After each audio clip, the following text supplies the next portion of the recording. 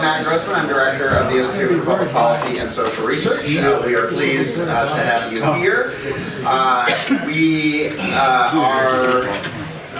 We're also in the market for applicants to the Michigan Political Leadership Program, so please keep that in mind. That's our annual statewide traveling program that's half Democrats and half Republicans and half men and half women.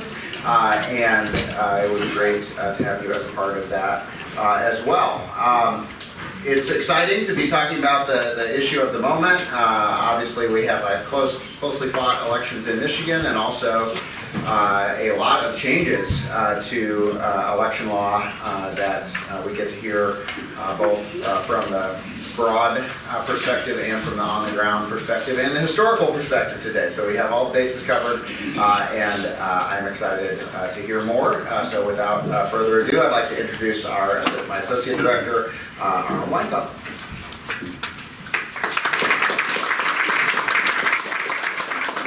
Thanks, Matt. And again, welcome everyone. Glad to have you come out on another nice sunny pre-fall day. Very pleased, as Matt noted, to have our panel of distinguished experts to talk about a little bit about election law in Michigan and what it all means for local leaders, clerks, voters, municipal officials. So let me briefly introduce our panel.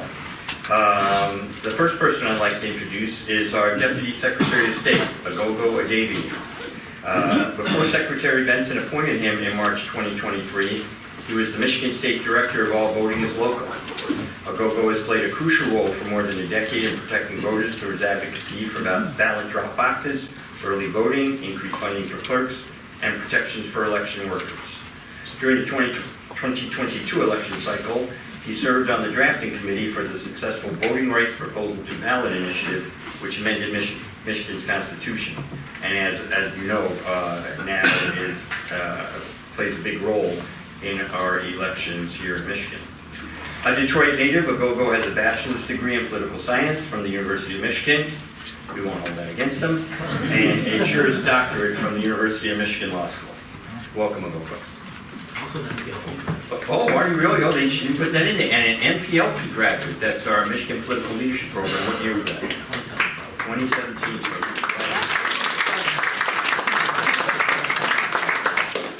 Next, I'd like to introduce Joel Hondorp, who is also, I believe, an MPLP graduate. Is that right? Yeah, 03. 03, wow. See what that program does, folks? It grows leaders for the future. So if you know anybody, have them sign up. Joel was appointed the Grand Rapids City Clerk in April 2018. Before being City Clerk, he served as Byron Township Clerk from 2000 to 2018. During that time, he served as President of the Michigan Association of Municipal Clerks and Township Clerks.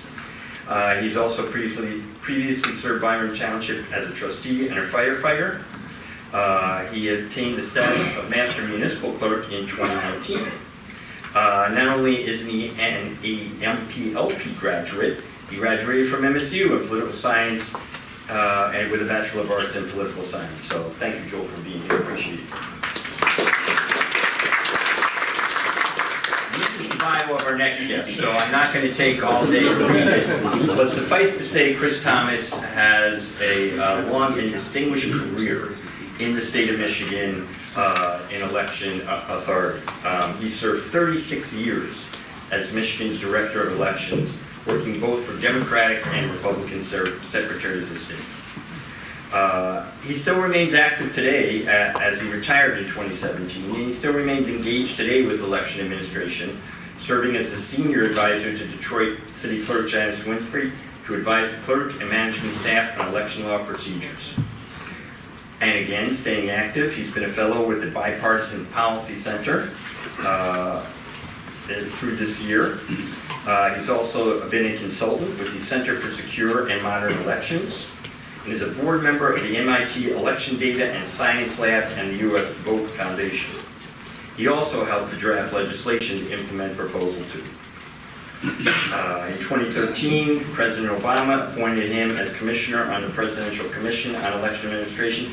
I could go on and on and on. Suffice to say, when I was on staff here at the House, I had the opportunity to work on election law and happen to work with Chris. So I've known him some 40 years now. We worked together on an implementation of the NVRA, the National Voter Registration Act, and I really have always appreciated his work, and the state of Michigan really does owe him a gratitude for debt service for his 36 years.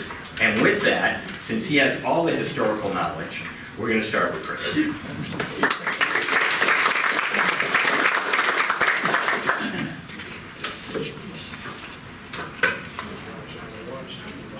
Arnold's got your time. I'm just letting Joel know I'm watching my watch. Good. I'll be watching you too. Yeah. Thank you, Arnold. We go back a long time. We go back to the days of Maxine Berman in the House. It was a great House election committee. That 1994 legislation actually recodified the entire chapter on voter registration, which you very rarely see recodifications. Unfortunately, it had to go through the state senate, which it didn't survive that at all, and we're left with a fairly hard to read chapter of voter registration in Michigan. But it is a pleasure to be back in Lansing to talk about election administration policy. So more often than not, election administration policy is made by looking in the rearview mirror by legislators and activists in the field. But sometimes inaction can be the stimulation for forward-looking reforms. So today I'd like to talk a little bit about the period from 1990 to 2024 and give you a demonstration of how I think that worked. The nice thing about retirement, you can write your own history.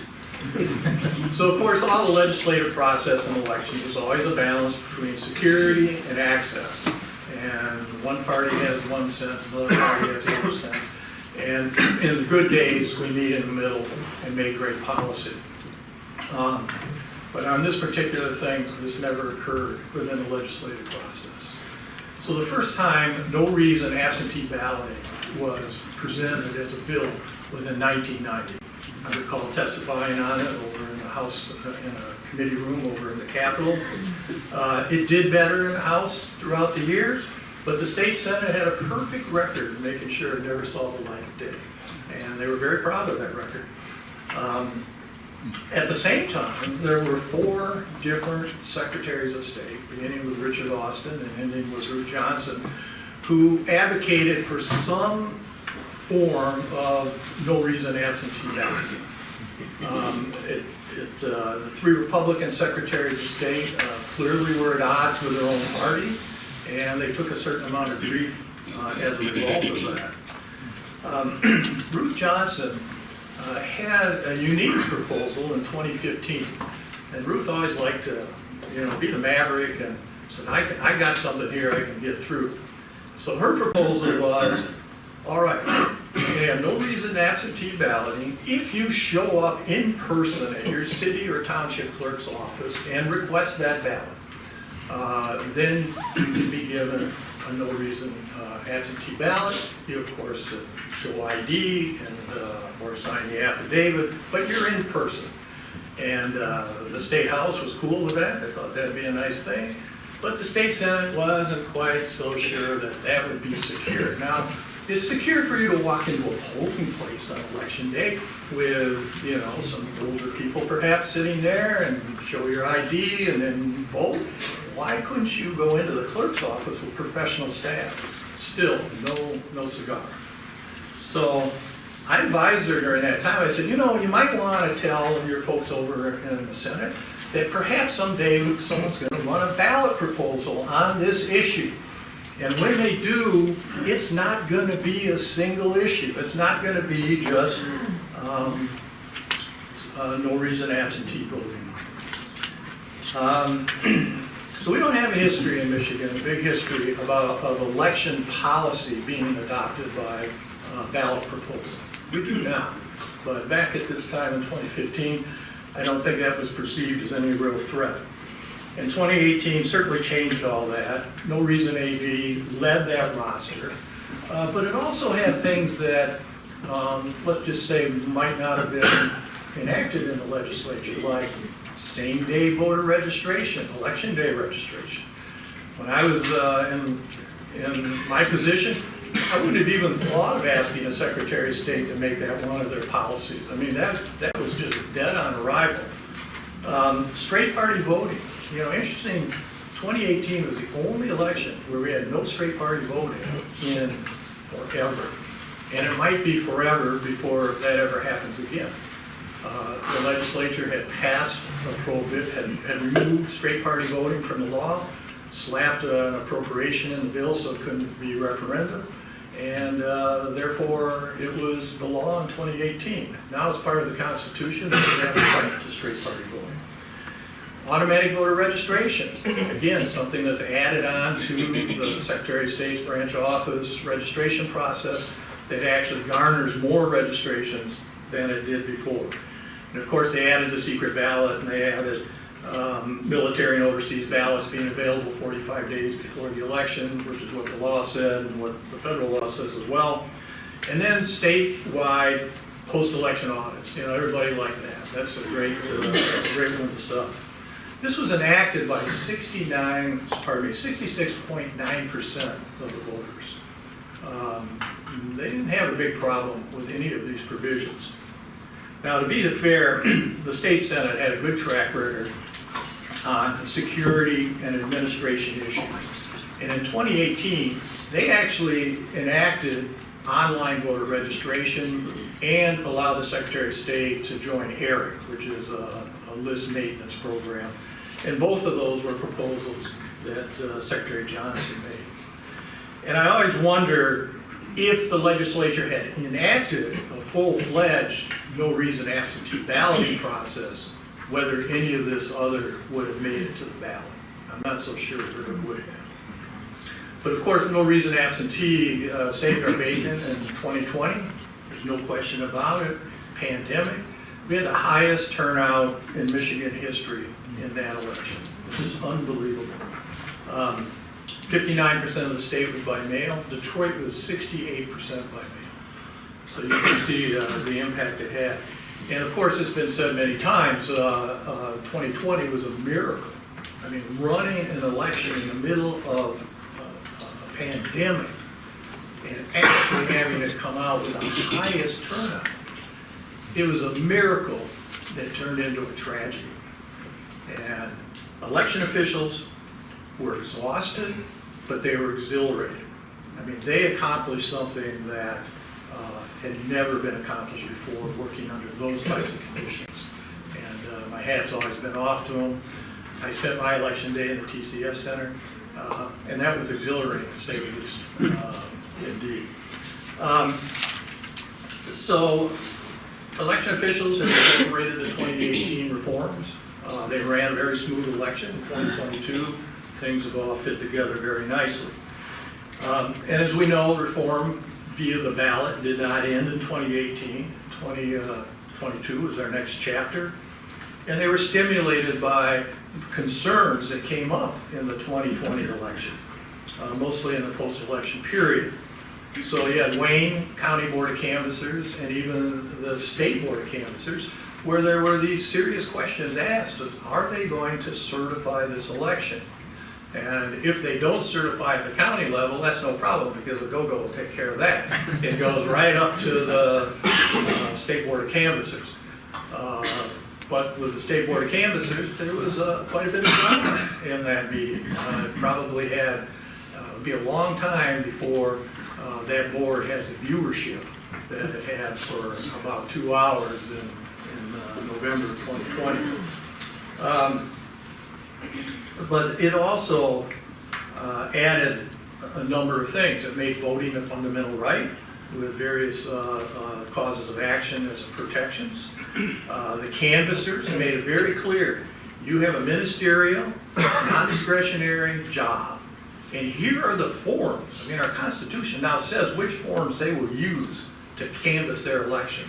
So there's no sense of thinking you're going to go rummage around in the basement and look at AV apps and all of this stuff as you canvass. You are directed by the Constitution on how to do that job. And only election officials can conduct audits.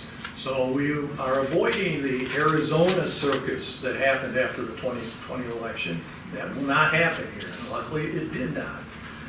We have state-funded drop boxes and postage for return of absentee ballots. We have voter ID in the Constitution now, and the military and overseas voters who postmark their ballots by election day can have them counted if it's returned within 6 days after the election.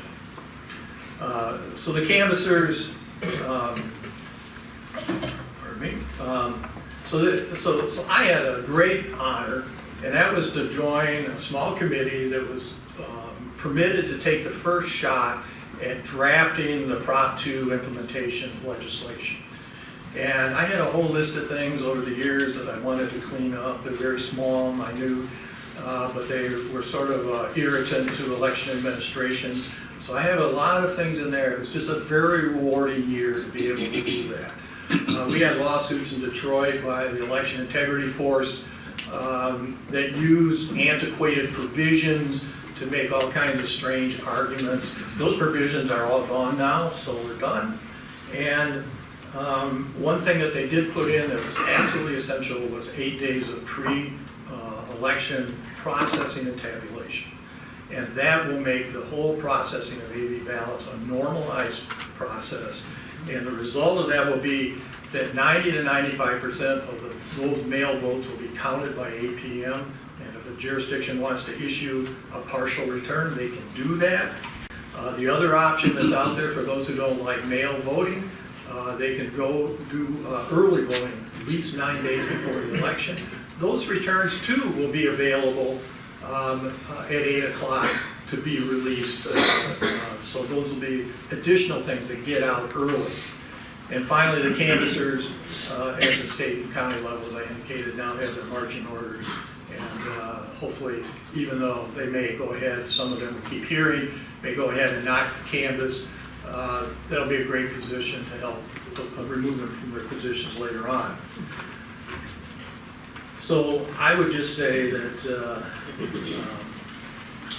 election policy making is exciting because the results of this policy are immediately seen. And if done properly, they're seen to the benefit of the voters of the state. And 2024 is where you're going to see policy meet the road. Thank you very much.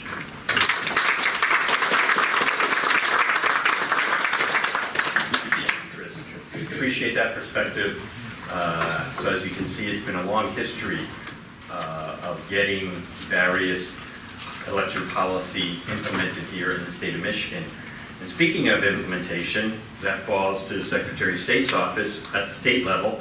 And so I'd like to introduce our Deputy Secretary of State right now to talk about his involvement prior to 2024 as one of those that sat and drafted some of these initiatives, and how his office is now working to implement them.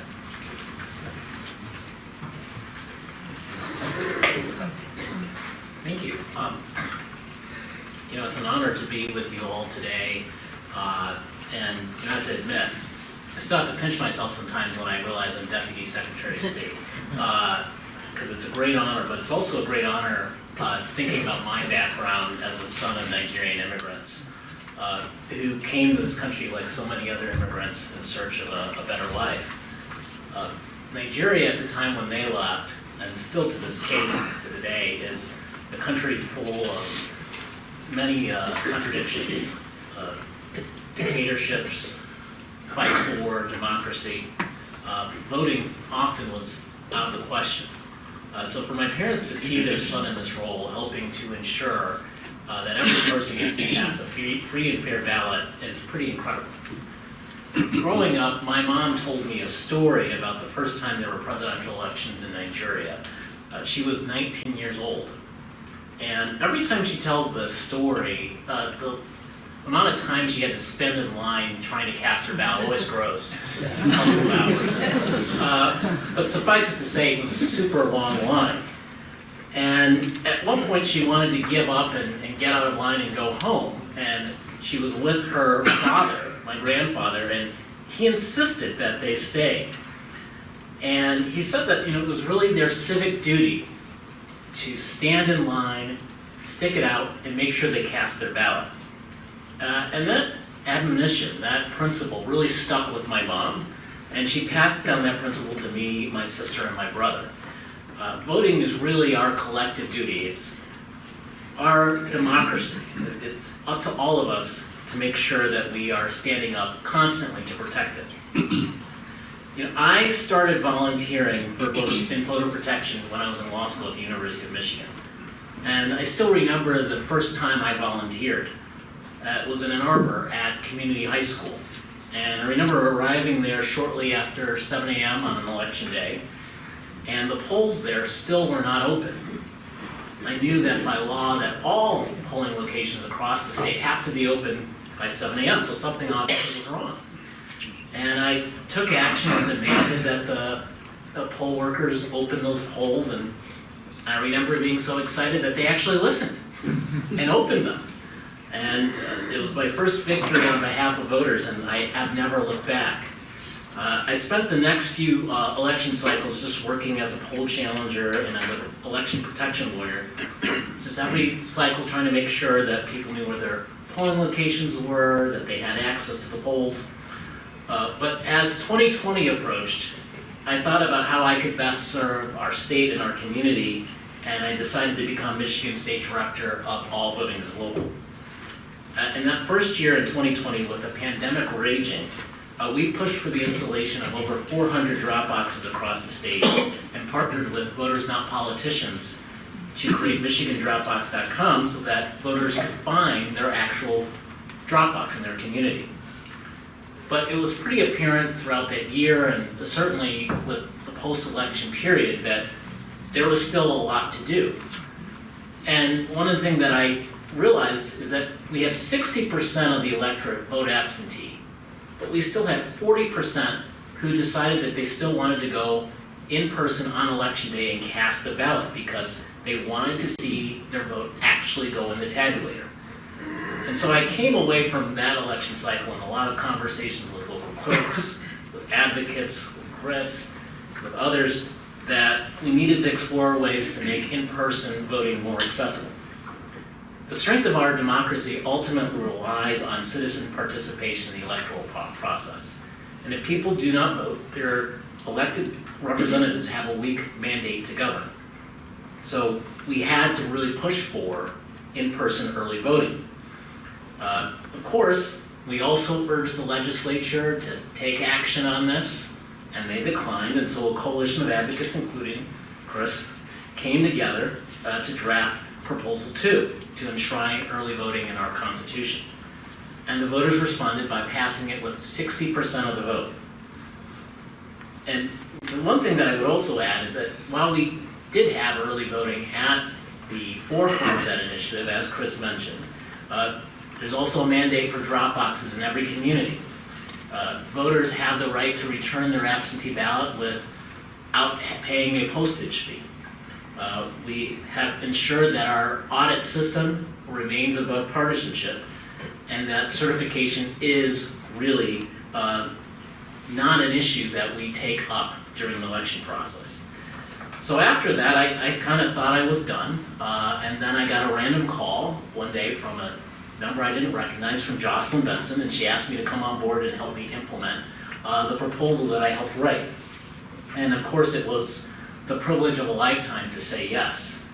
But I realized the first thing that we needed to do was ensure that early voting was secure and flexible enough to work in every community in our state. We developed an early voting electronic poll book that contains the name of all registered voters, all eligible voters across the state. And this poll book updates in real time to ensure that once a voter casts their ballot, they can't go to another early vote location and cast another ballot. We also worked closely with the legislature on this whole entire implementation process. And more specifically, for the first time in 30 years, we got the legislature to commit to provide funding for local election costs. In one 15-day period, or in one 3-day period rather, the Secretary and I personally met with 15 legislators to get this funding across the desk. So we were able to make early voting work for thousands of Michigan voters all across our state and in numerous communities. But I do want to take people back before I finish to the 2020 election. I will never forget being in TCF the day after the election, where there was a little bit of chaos with election deniers and others aggressively protesting and trying to disrupt the absentee ballot counting process. It was clear to me then that a lot of those people who were there had little knowledge of election law and were only trying to interfere. It was horrendous, and it still makes me angry to this day. And it's important to note that we still face a threat. There are still those who want to silence the voices of voters all across our country. But the awesome work of poll workers ensure that we are going to make it through. And that example of resilience is something that motivates me every single day. I really see it as my job as helping ensure every eligible citizen has a direct path to the ballot box. And we have a lot to be proud of on that front in Michigan. We've shown that we can make voting easier, that we can make government run better, and we went from being ranked 34th in the nation in terms of election administration to second. We're coming after you, New Mexico, just realize that. We now lead the nation in youth voter turnout, but there's more work to do, and the stakes could not be higher. And as my grandfather would say, no matter how long it takes or how hard it is, it's the duty for all of us to fight for our democracy. The future of this amazing country is in all of our hands. And there are numerous ways for people to lend a hand. If you want to be a poll worker, we sure could use you, and we encourage you to go to michigan.gov/democracympp and learn about the facts. So go to michigan.gov/SLS-FactCheck and learn about how we can push back against this scourge of disinformation. This process really gives me a lot of hope that despite all the challenges we face, we have a path forward. And so, once again, thank you so much for having me here today.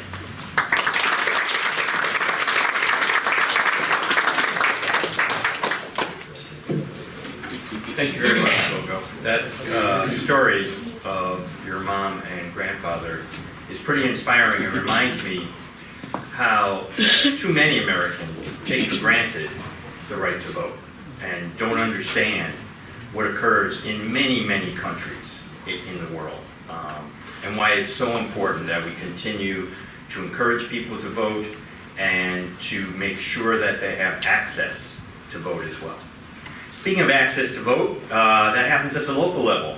So actually, when one denigrates the election process, they're actually denigrating local officials and the poll workers that Aghogho mentioned, and all of those private citizens that make it happen.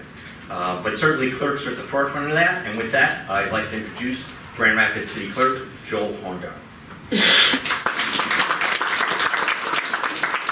First of all, I'd like to say my favorite off-the-record correspondent is in the room. Sorry, Rick. It's Kyle Malin. So Kyle Malin is we're a fellow Byron Center alumni. So we were, and former Little League outfielder. So good to see Kyle here. So that's my Saturday morning coffee is watching Off the Record. So there's my plug for Scoopik. So Michigan is a very interesting state. We have a very decentralized election system. Most states have, other than Michigan, Wisconsin, and some northeastern states, elections are run by counties. It's a county operation along with the Secretary of State's office. But when you get to Michigan, Wisconsin, these northeastern states, it's decentralized. So in Michigan, we have 1,240 townships that run, and all those clerks run partisan elections. They're all 1,204. There's 138 that don't have clerks on the ballots because they didn't have candidates filed. That's a whole nother issue. But you have 1,240 elected partisan clerks that are running elections. They're on the ballot during a presidential year. You have 500 plus city clerks, and we all come to the city clerk position by different ways. I'm appointed by the city commission. But the Lansing city clerk is elected partisan. You have all these different ways of how clerks can come to office, and then you have the Secretary of State's office. You have a whole bunch of, and then 83 county clerks that also have a part in this process. So you have a very decentralized process, which makes things inefficient, but it also makes it, the elections kind of secure because you have a whole bunch of other people that are involved in the process, that is not one centralized office running every operation in a county. So it has its pluses and minuses. The other thing, so when we're talking about proposal 2 of 2018, or proposals in 2018 and 2022 that Aghogho gave us.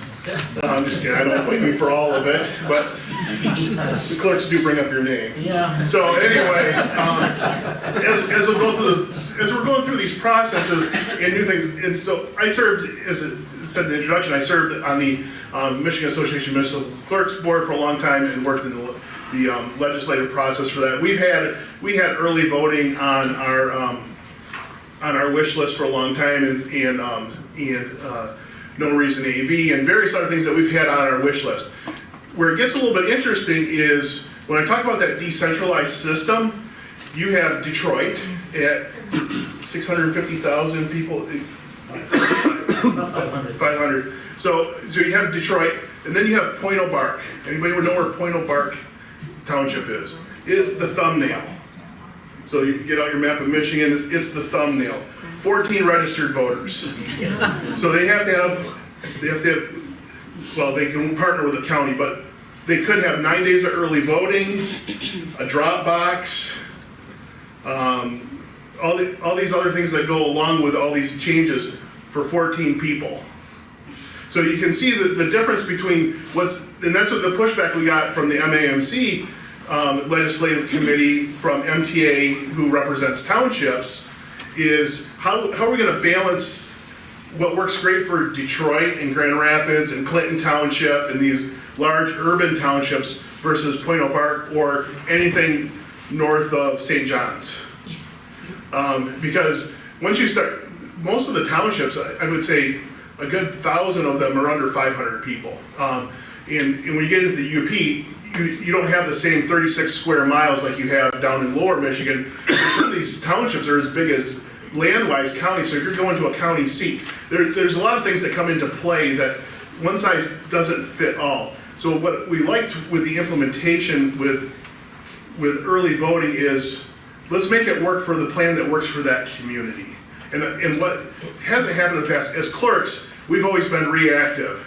The legislature or the Secretary of State's office says, here it is, run with it and you do what we said because this is what the legislature says, and we're always reacting and like, okay, we'll go from there. This last process was very inclusive of clerks of how to get to where we needed to do an implementation.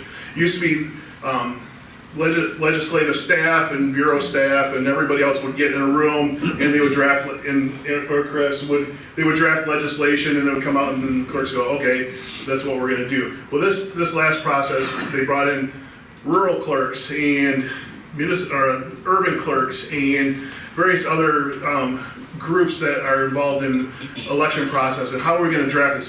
What are the pitfalls? What's gonna happen? What are we missing? And this was before legislation got drafted. And so the MAMC legislative committee and the county legislative committee could kick these draft bills around and say, this is where, because what we've had in the past was, we get a bill and we're like, and it gets passed along, we're like, well, what about this? Well, getting something fixed legislatively is almost impossible. And so I'd like to compliment the current House and Senate for saying, we're not, in the education committee or the election committee saying, we're not gonna do this, let's get it right the first time, and let's get buy-in from the clerks, and then we can be proactive on this policies rather than reacting. So the one thing that came out of all the legislative thing, what is gonna help for Detroit and for Grand Rapids and larger jurisdictions is the early tabulation of absentee ballots. In the city of Grand Rapids in 2016, there were 16,000 absentee ballots. So if you go back to 2016, there was no automatic ballot, there was no reason, you had to have a reason, no pandemic. So that was 16,000 absentee ballots. In 2020, we processed 60,000 absentee ballots. and we didn't know exactly how much equipment we're gonna need, we didn't know, so I think I was up for 72 hours, because while Aghogho and Chris were at TCF, I was at DeVos Place, with a scrum of reporters asking, when are you gonna be done? My goal was to be done before Detroit. If we can get done before Detroit. And of course, we're hearing things that are happening at TCF, and we're like, people, we gotta speed up, because this could happen here too. So we were trying to figure out, how is this gonna work with what we're doing? Well, the problem is you don't want election officials or election workers to hurry. When things hurry, we make mistakes. Now we have time. So there's always been this thing in the election world, we either need more time or we need more money. So, because we need to buy more equipment, or lease more equipment, we need more people, or give us more time. So we have to balance how we're gonna go through that. So it's time versus resources. Well, we haven't got a lot of resources in the past, except for HAVA and some money in this last budget. So no money was the issue. So we're always asked, can we get more time? And so we got this kind of pre-election stuff, where we could open up the envelopes. But then we had to recount them election day, so it didn't really save us anything. The legislature gave it a good shot of helping us, but it didn't really help us as a whole. So the one dream I got was early tabulation, and for the February presidential primary and for the August primary, we started counting ballots on Friday. We counted Friday, we tabulated on Saturday. Then we did Sunday afternoon, and then we had nothing to do. So we didn't do tabulation on Monday, and we didn't have election workers come in till 9, and then they went home until like 6 o'clock at night.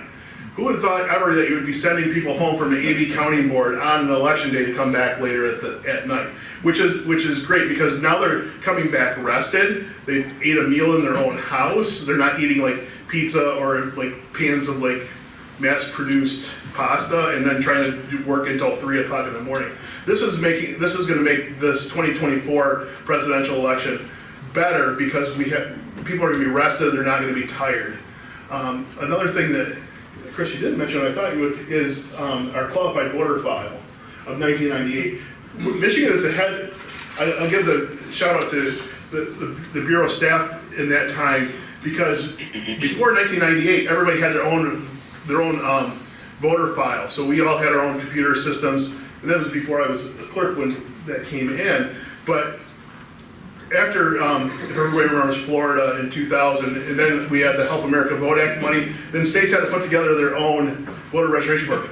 We were ahead of the curve. We didn't have to spend money on that, because we were already there, so we could spend money on equipment and various other things. But for clerks to be able to talk around the state and send voter registrations back and forth, and the stuff that's been going on in qualified voter file has been amazing. And the Bureau has really stepped it up in the last couple years of taking what clerks are like, this isn't working for us, how can we get to here? And no, there's been, implementing a lot of this stuff has been interesting, but one of the blessings of COVID is Teams meetings and Zooms that we can just get. We didn't have to come to Lansing and sit in all this room. Now we can all just talk quickly. We have to throw a meeting together. We get a meeting together, and the Bureau staff has been fantastic of getting us all together to get with this whole proactive for clerks has been great. So that's the process on our end, is how do we make it work in the field, and we have this collaborative process where we didn't have that before, where it was much more Lansing telling clerks what to do. Now all of us working collaborative, which has really made this process better. And once again, time or money, so we kind of got both now, so which is great. Thank you.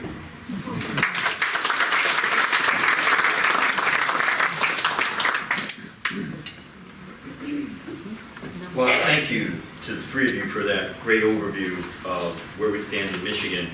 And, I take away from that, even since Chris Thomas's time, we've continued to up our game, now ranked second in election administration, and that's a good thing.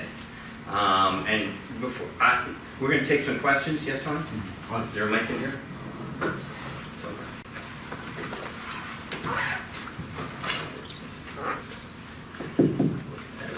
While Tony will have the mic and can take your questions, one of the things I'd like to ask and start with is election security. It's on a lot of people's minds, no matter how good we do at the local or state level in implementing these policies and procedures. The issue of security comes up, and I know that there have been some work at the state level and on the national level at this. Chris, you've been involved with some security issues. Can you talk about, from your perspective, maybe what is being done within these groups to ensure election security? Yeah, I can say a few things, but really Aghogho and Joel are the ones that live with this day in, day out. I was on my way out when security, of the sense that I think you're speaking of, Arnold, came about. So this was in the 2016 election. I left in 17. And all of a sudden, we were talking about foreign countries trying to access voter registration files and voting systems. And that was like, spins your head around. And at the time, the Secretary of Homeland Security was attempting to make the election process at the level that it then was given to require that all the safeguards be in place. And he got a lot of pushback from secretaries of state around the country, not from Michigan, but around the country. And it was quite perplexing. So now we're under a higher level of requirement. And the Secretary of State's office through DT&B, and it spends all kinds of time protecting the qualified voter file and other servers. And this is happening at the local level. They're getting more and more sophisticated. I'm sure Joel has a whole regimen of IT people that help keep him secure. And then they are tied in at the state level to the FBI and the Homeland Security, and they're getting briefed on various threats that are coming. From my time, it was inconceivable that you would be thinking about that happening to election administration. Aghogho, can you talk for a minute about how the Secretary of State is working on those issues and with local units like Joel? Yeah, absolutely. I'm glad that Chris took the first, because I was able to draft some notes for what I want to say. So I want to go through a couple of different processes: our voter registration, absentee, and then ultimately the certification process, and talk about the security protocols that we have in place.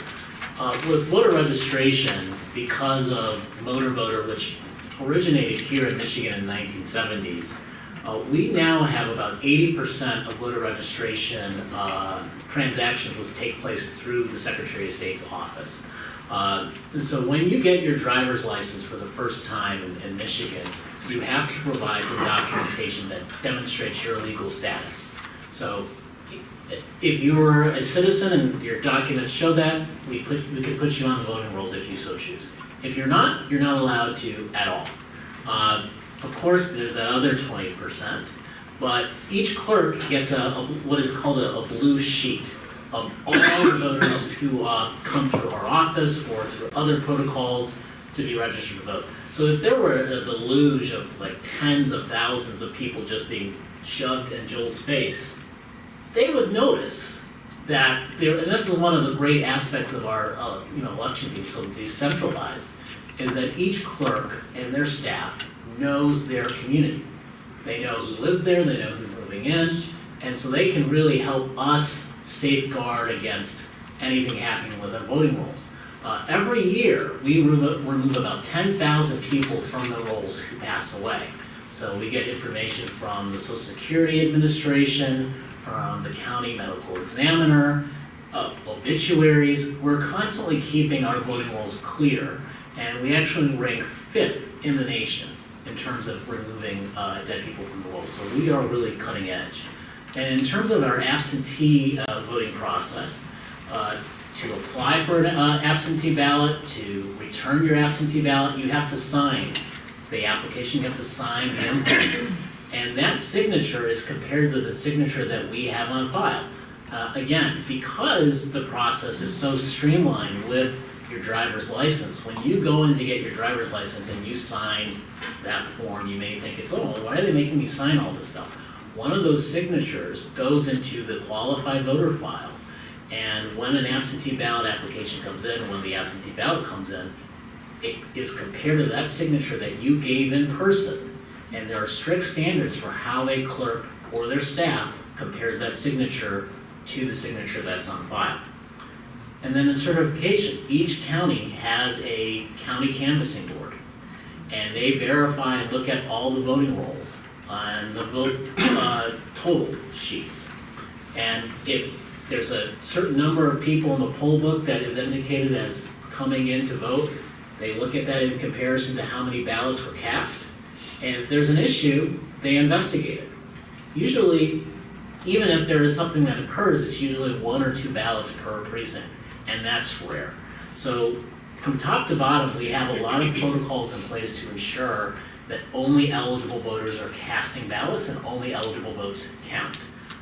In terms of our technology, we work with the Department of Technology Management and Budget, DTMB. We meet with them weekly to go over security protocols and make sure our servers are safe.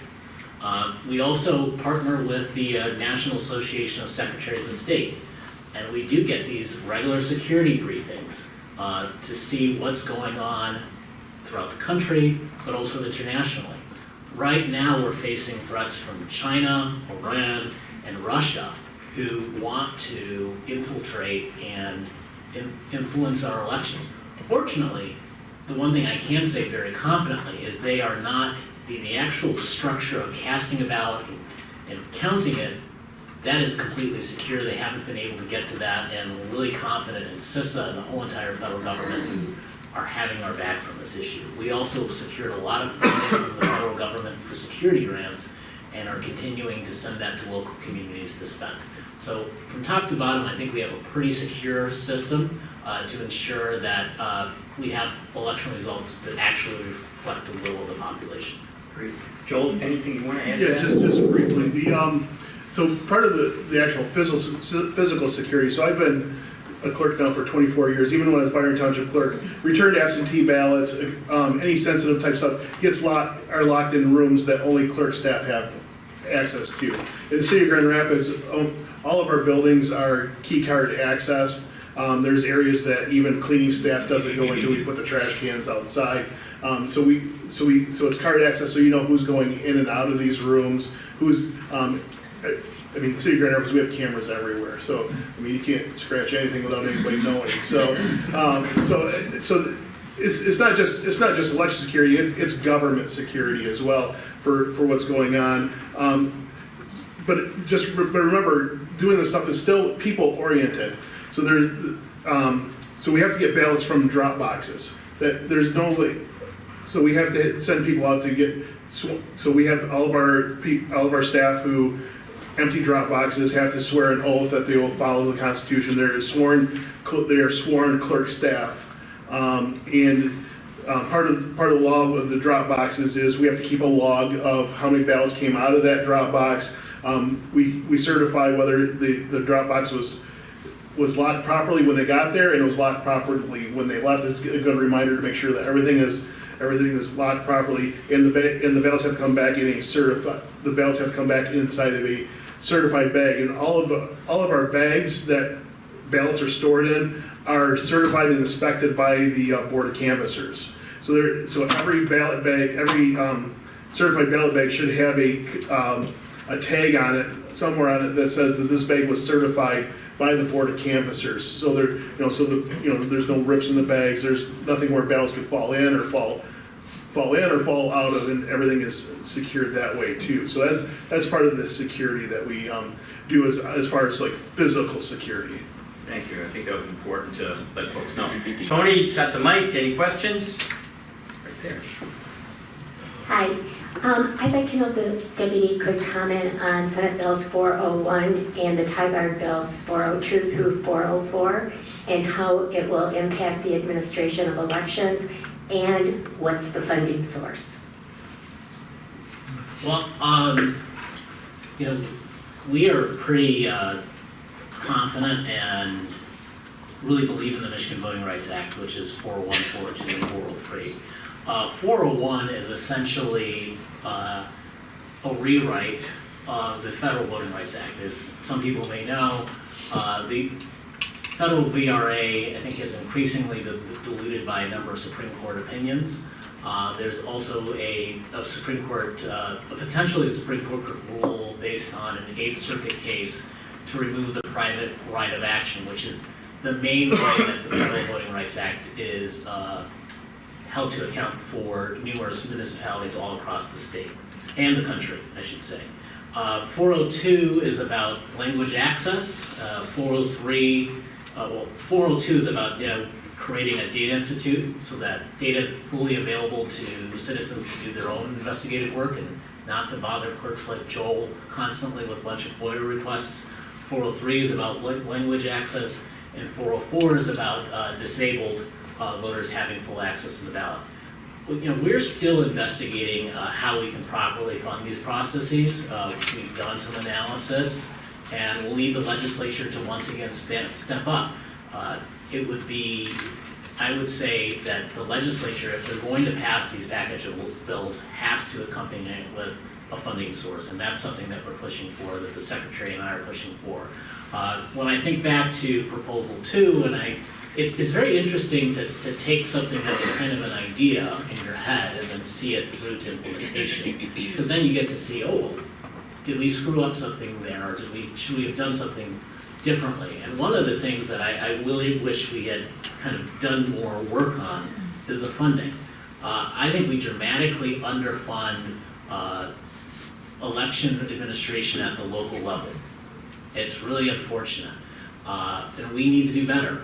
Last year, when the Secretary and I started thinking about election funding for local governments in the context of Proposal 2, we put out a proposal that the state of Michigan, the state government, should fund all election administration costs when it's tied to statewide mandated races, whether it's state representative, state senate, the attorney general, SOS, governor, whatever, that the state should take on that cost. The legislature did not follow through on that, but that is still consistently our policy, and certainly with 401 and the rest of the Michigan Voting Rights Act is implemented, we're going to push for everything to be fully funded. And I can tell you, as one, as I noted earlier, who did election law issues back in the last century, this issue of resources for clerks is an old one. We'd be working on a particular policy, and the first thing you'd hear from the clerks, yeah, that sounds great. How are you going to help us implement that? And help us implement it meant money, funding, resources, equipment, whatever it might be. So it's great recognition on Aghogho in his office to work with the legislature. Look, if you're going to implement new policies, we're going to need support in implementing them. You have another question? Yeah, I want to thank the panelists for dedicating your lives to the essential process of keeping our democracy operational and fair. So thank you for that. One of the things that you mentioned is that there is a human element in the security process, right? And so I guess, would you care to comment on the types of attacks, I guess you would say, on election integrity that are out there now, and how, as a human being, how do you react to that? What do you feel when you hear that our system is not fair? Joel? Yeah, so once again, yeah, like I said, it's a huge, we can't do this we can't do everything fully by the machines. I mean, equipment and technology help, but there's got to be that human element as well. So if we just made it all, we couldn't make this all automatic. You know, you come in, you scan your driver's license, a ballot print, you put it through a tabulator. We don't need any people there whatsoever. Now, someone's got to check. There's no one checking that photo ID to make sure that the person there is the person that's scanning their photo ID. But California is pretty much to that point. Basically, you scan your driver's license, and a ballot spits out. You print it, and then they put it in the central tabulation. You really don't even need hardly bodies there, or vote by mail. I mean, we've got what, 7 or 8 states now that are full vote by mail. They don't even you don't even go to a precinct anymore. So there's a very technology part. So the problem, it's not a problem. It's just it's it's people there, so we make sure that we hire when we're hiring election workers and going through applications, trying to make it through the best process, especially when you're having people to work on the e-poll books, so you have a computer that we're looking up. So we do e-poll book, when we're doing e-poll book training, and most of my fellow clerks do this as well, we're watching the people that are doing e-poll book training in the e-poll book labs, we're like, if they can't figure out this process, we don't want them on election day doing that. So that's a very people process. After the 2020 election, people had questions about the election. Before 2020, there was a few things that people would say, oh, this didn't work out right. And there's some bad actors that were in election offices, and we never said there weren't, but as a whole, we're generally upstanding, good citizens that want to help our fellow things. So yes, there are bad actors in every part of this process, but what we want to do is make sure that we have people that swear oaths. And so after 2020, people had questions and concerns, and I would answer the questions and concerns. And then we had a lot of people that wanted to work elections because they wanted to stop whatever was not happening, or to stop what was happening, what's not. Anyway, so we hired a lot of people who had questions about elections in Grand Rapids and put them in precincts, and they came to my trainings and said, oh, there's a lot of stuff to this. There's a lot of checks and balances. You have a Republican and a Democrat, two different parties, and this and that, and the sign-offs are here, and then you're gonna go to a receiving board who's gonna check all this stuff. Well, we do terrible on civics in this state, and probably around the country, about how all this stuff works. And so we need to get back to some civics trainings, and I think former Representative Hart was trying to get some civics stuff through at one point, but that's where we need to get to. So once we got through, and also I noticed with challengers as well, I welcome challengers. If they're, especially if the parties or the outside third party groups have changed their challenger, I welcome in there, because once again, our people aren't perfect, and they're going to make errors, or they're not going to understand the process fully. So more eyes there as possible, but eyes to help, not eyes to harm. And so as we go through that, that's the whole people thing. We're trying to work that, and then we had challenges that came a lot in the August 2022 election, and they didn't come back in November because they found out how boring the AV County Board was. You got to sit there all day. Well, now they're not sequestered, so they can come and go, but that's a whole nother But thing. I think the word that's key there that Joel used quite often is training. They train these people, and if you have questions about the process or concerns about the process, go and get yourself trained and volunteer to be a poll watcher or a challenger. You'll have a better understanding of how the process works, and you'll be involved. And if something comes up, you'll be able to catch it. Tony, anyone else? Thanks for being here. It would have been very helpful if you would have invited Patrice Johnson, Pure Integrity Michigan Elections, to be on the panel, so we could have got a more objective view of all these election laws and reforms. My daughter-in-law went to sign up to get a driver's license a number of years ago, and she's from the Ukraine. And the lady said, she signed up for the driver's license, you want to sign up for voting? And her husband said, she's not eligible to vote. She's not a citizen. So she could have easily slipped through the cracks. When these people sign up for a driver's license, you demand proof of citizenship or eligibility to be on the voter rolls.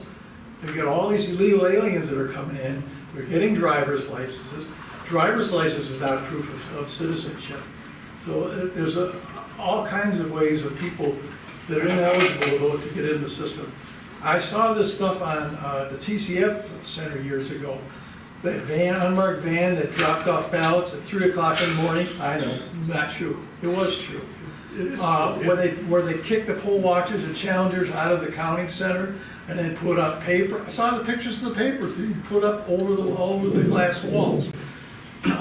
Absentee ballots. You have no idea who filled out those ballots that are in there. Okay, so let's get to your questions, George. Yeah. Comments on all of those things. Yeah, Thank you very much. Let's the take, issue of driver's license. let's take it one by one, and I know Chris has a lot of opinions about TCF because Chris was actually running a lot of the operations at TCF. And I will say this, There's no one more honorable and more honest and has no more integrity than Chris Thomas in terms of election administration in the state. You can take that to the bank. In terms of driver's licenses, yes, some people who are not citizens can get driver's licenses, but you have to have legal status. So if you don't have legal status, you're not allowed to get a driver's license. And in order to get a driver's license, you have to provide forms. Now, I don't know about the experience with your daughter-in-law. That was, of course, many years ago. But I know what the processes are now. And the process is you have to present legal status documentation. And if it shows you're a citizen, you have the ability to get on the voting rolls. If you're not allowed. And we also audit that process continually to make sure that no one is falling through the cracks. I would also say additionally to that, just because you're on the voting rolls doesn't mean that you cast a ballot. At every single step, voters and people who are on the rolls have to reaffirm that they're a U.S. citizen. If they don't do so and they cast a ballot that they're not eligible to, they can and they are prosecuted. So when you go into a voting location, you have to present ID, you have to sign something. There are a lot of different steps that I think, if you're someone here and you're not if you're illegal, you have an illegal status, you're putting yourself at risk to be discovered and be deported. And I think most people under common sense would not do that. In terms of 3 a.m., Chris will go into this, but there are ballots for absentee when you submit a ballot like right up to 8 p.m., which everyone has the right to do. Those ballots still have to be processed, and what that means is that you take the ballots, you verify the signature, you set them aside, and then you take them to TCF to be counted, and that takes a number of hours, and it can take up until 3 a.m. on election night to get those ballots there. But Chris, of course, has some more thoughts on that. And then absentee ballots. I feel really confident, especially in this position, learning more about the processes that we have in place, that only people who are eligible and who are actually able to get an absentee ballot actually receive one. We just don't mail them out to everyone. You have to request an absentee ballot to get one. Let me just jump really quick on just paper registrations, and then you can do that. So on paper registration, so that other 20% we get. So they have to put someone has to put their driver's license or their Michigan ID on that voter registration form, or their last 4 digits of their social security. If we don't have those, we don't register them. So that without getting that information from the voter, the potential voter. So they have to have those, either one of those two things, where we will make them an active voter. So that's for every paper. Yes, and then the Secretary of State's office in the background is matching those. If they don't have the Michigan driver's license, they match those last 4 of the socials to make sure they match. So that's part of the process too. Yeah, I don't not really want to go into a lot of TCF, but I will say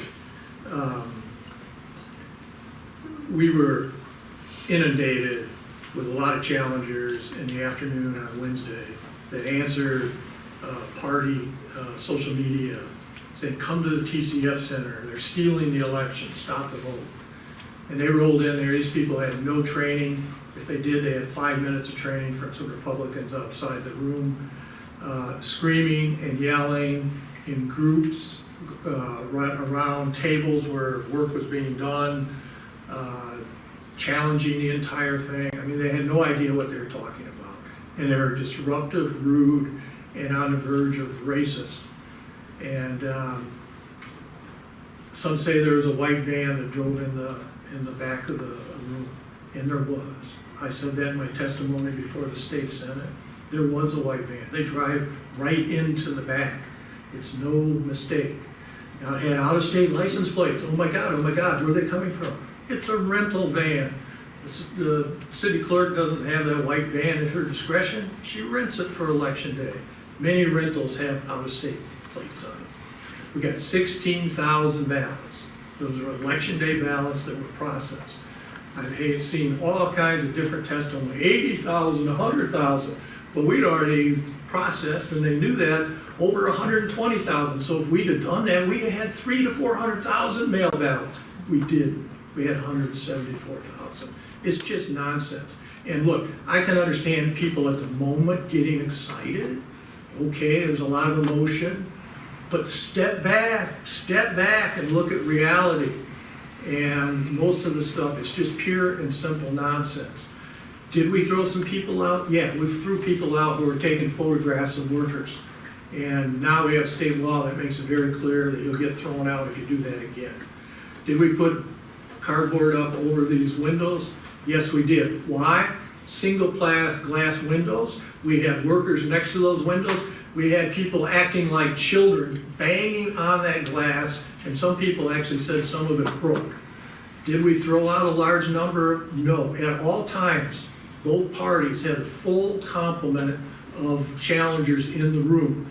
A number of them left, and when they came back in, we let them in one at a time as other people left. We never threw large numbers of challengers out. That's just all part of the conspiracy, and it was a lot of fun at the time, but it does a lot of damage. Any other questions? Hello. So, Chris, I have a question for you. You talked a lot about the recent years' ballot questions. It seems that in 2026, there could be an effort to put ranked choice voting on the ballot. What are your personal thoughts on that? You know, I'm not an expert on that. I agree with you. There's a big movement on it. I'm actually with a group right now, and I'm trying to figure out what the hell I am, but that's, you know, actually looking to, with the National Science Foundation, they're looking to expand the number of congressional seats and then go to some sort of ranked choice proportional representation. And I don't know that I can really swallow that. But, you know, in the days, Bernie Apel, who was Mr. Elections in Michigan, my predecessor, I sat on his knee to learn what I learned. He always said, and I thought this made some sense, he said, you know, if you had like a 15% cutoff, and say each party, and he's thinking like a lot of us always have as a two-party operation, but would get a percentage of that representative or senator's vote based on their election results. So you'd be splitting up one vote, but if you got 60% in one area voted for the Republican and 40 for the Democrat, that would be, they would get that proportion. And he said what that would do, it would give voters the impetus to organize in areas that are one-party areas. And so, yeah, if you could push that 40% up to 45%, you know, so it would give you something. And I always thought that was an idea worthy of some consideration. I'm not proposing it, but I just thought it was an interesting thing. But ranked choice voting, you know, we've got it locally. Some of the communities have not had great experiences with them. I saw a presentation the other day from Minneapolis that has been doing this for quite some time. You know, they can get it down and get it done election night, you know, going through all the different iterations. I would not be willing at this point to say, hey, it's a great idea. Let's have one more question before we close, right over here.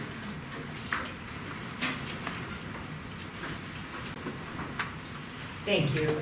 I appreciate all the comments this morning. As we're entering this Saturday, the AV process, the switch flips, I'm curious as to what the, I guess, MCL standard process is for challenged voters in that AV bucket status. Do they automatically get mailed out, like the verified and the active, or are there some sort of dates that happen before they automatically get that ballot? Yeah, so as we're going through the verifieds and challenged, the challenge wouldn't go out, the verified, well, they need to be all verified and all that cleared off, and they have to be an active voter in order for the ballot to go out. So we go through that process of, you know, as application, you know, if we mail out an application and it comes back with, you know, the yellow sticker from the post office, we go through and we mail out postcards either if they moved out of the city or moved within the city, collect that information. So we will not move out a ballot.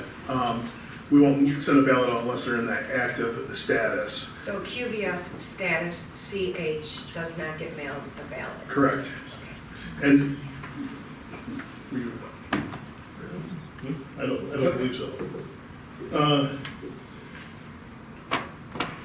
They're challenged, for sure. Right, but they would have to be challenged when they came. But they're still registered voters, they are entitled to get a ballot, they need to be marked as a challenge ballot. Yes, sorry, excuse me. Sorry, so we have an inactive file too, so if they're canceled or those do not get, the challenge and verified do, because when they come back, then they have to be marked as a challenge ballot when they come back. Sorry, I misspoke on that. So challenge and verified do go out, but we'll still have to clear that when they come back in and mark them as a challenge as they go through we go through the counting process. So they'll have to be marked as a challenge ballot before we send it out. So it'll be marked challenged on their envelope.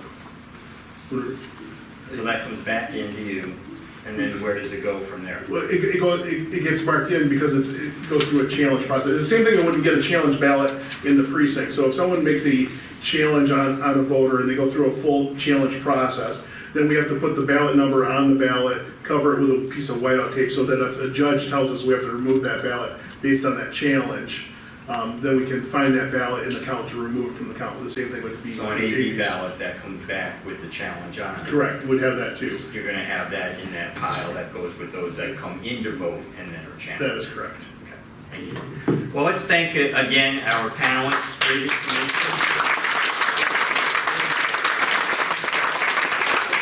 and appreciate them taking their time and their dedication to making sure that our elections run as smoothly as possible. Thank you all very much.